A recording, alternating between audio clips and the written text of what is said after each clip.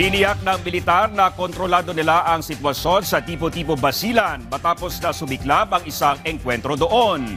Yan ang ulat ni J. Mark Dagala ng Radyo Pilipinas.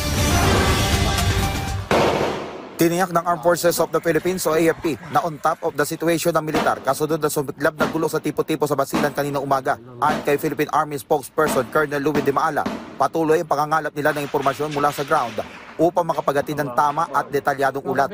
Sa ngayon, bantay sarado na nila ang lugar katuwang ang pulisya sa pakikipag-ugnayan sa lokal na pamahalaan para maibalik sa normal ang sitwasyon doon.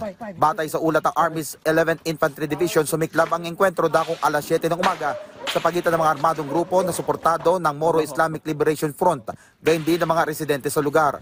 Itinuturing naman ng Joint Task Group Basilan na RIDO o away mula sa mga local group ang pinagmulan ng engkwentro sa naturang bayan. Una nang pinulong ni Basilan Governor Mujib Hataman ang mga kinatawan ng militar, mga MILF commander, mga religious leader at iba pang stakeholders upang talakayin at solusyonan ang tensyong kasalukuyan nangyayari sa Tipo-Tipo. Sa idilabas naman ng joint statement ng AFP at PNP, sinabi nitong ang pagkamatay ng Islamic teacher at opisyal ng Barangay Bagindan na si Ustad Nadzri Asdona Tarahin ang itinuturong ugat ng RIDO na nagresulta sa naturang engkwentro. Nagpaabot naman ng pakikiramay ang militar at pulisya, gayon din si Presidential Peace Advisor Secretary Carlito Galvez Jr. sa pamilya ni Tarahid. Kasunod dito umapila si Galvez sa mga residente sa lugar na maging mahinahon dahil ginagawa naman ng pamahalaan ng lahat upang maipanumbalik ang kapayapaan sa lugar. I would like to convey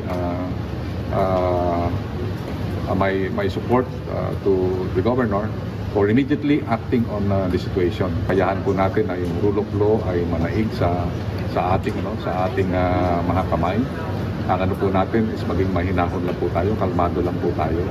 And rest assured that I talked to General Sales, and he said that they are coordinating closely with the LGUs and also with the police.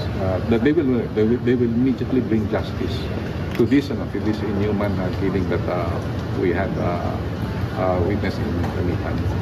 So aking mga kasamahan at mga kababayan dyan sa Basilan, konting hinahon lang po at rest assured we have to throw our support to our LGU na si Governor Mujib Hataman na ngayon ay nakandyan po sa Basilan. Mula sa Campo Aguinaldo para sa Integrated State Media, J. Mark Dagala ng Radyo Pilipinas, Radyo Publiko.